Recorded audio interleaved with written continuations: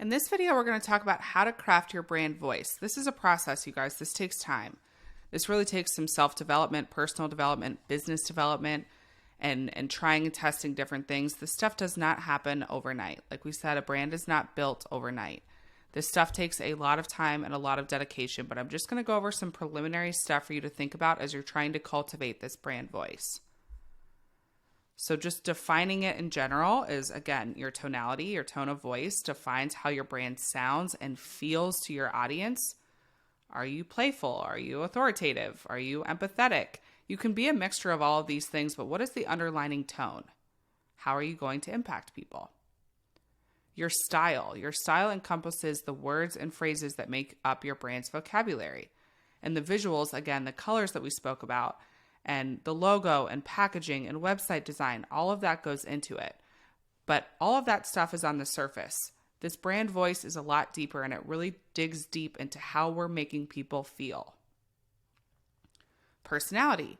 Your brand's personality is what makes it unique. It's like human-like characteristics, almost like our buyer personas that we create for our target audience and who we're speaking to. Our brand kind of takes on that personality of its own as if it's a person in itself. So are you funny, friendly, quirky? And it really encompasses you, especially for my personal brand people that are building a personal brand and building a business off of that. This is super, super important. Importance of brand voice. Again, this is the connection and trust that you have with your audience and your potential customers. You have to be able to connect with them emotionally. It's why we have to dig so much deeper than a certain opportunity. We have to dig so much deeper than the money. We have to dig so much deeper than surface level stuff and really be authentic in the content we deliver and whatever style content we make, because this is the kind of stuff that really, really digs deep. Just like the reason why people buy Nike instead of cheaper gym shoes, or people buy, Louis Vuitton and Rolex and all these fancy brands. And it's because there's like this emotional connection, or there's this societal connection to these brands. That's why they do so well. And that ties it directly into brand recognition. A unique brand voice helps your target market really recognize your brand, even if your logo isn't available. They see your face, they see your product, they see something, and they're like, oh, I know who that is. I know what company that is. You can tell a phone is Apple without even seeing the Apple on the phone.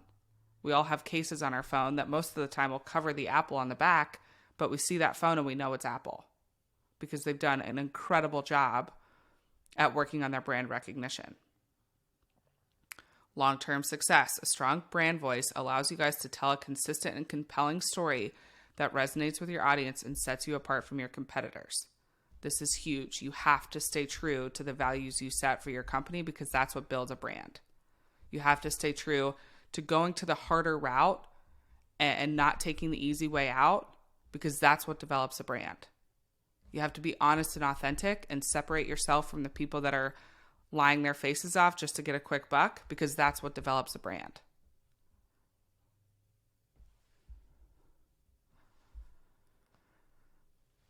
Crafting your brand voice starts with research, starts with personal development, starts with figuring out who you're talking to and crafting that buyer persona and that target audience to really figure out who you want to connect with and what impact you want to make on their life. And then from there, you can define your brand persona, select the tone and the style of communication, the personality that aligns with you and your ideas and your values that you have set forth for your business. And then consistently and concisely spreading your message every single day. And that is not just through content on TikTok, Instagram, Facebook, Twitter, blogging, I don't care where, but it's also within your sales process. It's also within your personal communications in private messenger or in person. You embody this brand because it becomes who you are. And then always, always, always value the feedback from your audience. Are they giving you feedback to say, hey, I don't really like this? Or are they not giving you any feedback at all, which you can kind of translate as, okay, this is not connecting with people, so I need to pivot here. I need to change this up a little bit. Always track the response from your audience because they're who you're serving. People drive business, not money.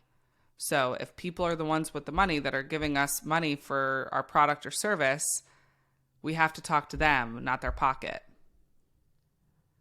And the only way to evoke an emotion with people is to connect with them emotionally. And you want to connect on a more deep level, not just a surface level or a false level, because that's what keeps them coming back, buying from you for more. Because no brand is built off a one-time purchase. Consistency is key. Again, this is what we just spoke about.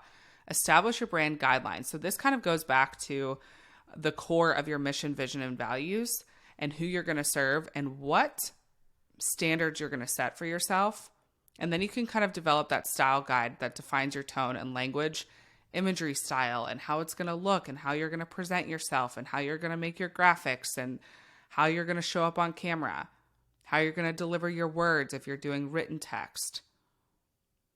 Maintain a consistent message. Ensure that your brand voice is conveyed uniformly across all marketing channels. So you can adjust your strategies on different social media channels, but you want it to all be cohesive so people really understand your mission, no matter what social media channel they're watching you on. There's different strategies on Instagram than there are for TikTok. It's a totally different style content. So it's okay for them to be different. They should be different. But you want the message, the underlying message, and the emotional connection you have with people to translate across all channels. And again, that comes down to just monitoring your communications. And if you guys have a team in place or you have a group of people that you're working with in place, I see a lot of people go into partnerships together, and you want to make sure if you have that team and you're not just a solopreneur, that you have these brand guidelines across everyone working in your ecosystem. This is the stuff we fall back on, and everyone has to be on the same page. So all communications, whether it's with your customers, potential clients, whoever it is, or it's people on a team that you're with, this is super, super important. I've seen so many connections and teams go down because they did, and the drive to make sure that everyone was on the same page with the heart of the brand. So we'll just finish this off with some examples of successful brand voices. Like we talked about Apple. Apple's brand voice has been consistent throughout the years. They're concise. They don't change much, but they always upgrade a little bit every single year. They focus on simplicity is key with Apple. They are very, very, very simple and direct with their messaging. Nike, another great brand voice, often features motivational messages, imagery, a confident tone. They're bold. They celebrate personal achievements. Dollar Shave Club, one of my favorites, takes a humorous approach with their brand voice, using entertaining copywriting and describing its products that draws in their target market of grooming conscious men. And last but not least, Tesla, their brand voice revolves around innovation and progress and caring about the environment, connecting with its customers using simple language to explain a very complex world of technology. You guys go through this, just really dig deep. I'm wanting you guys to really dig deep here and not just think on a surface level. Not all of this stuff comes together at once, so don't get overwhelmed by the process. But the whole goal here is to evoke this feeling of wanting to dig deep into yourself and into who you want to serve and how you want to impact them for the long haul. I'll see you guys in the next video.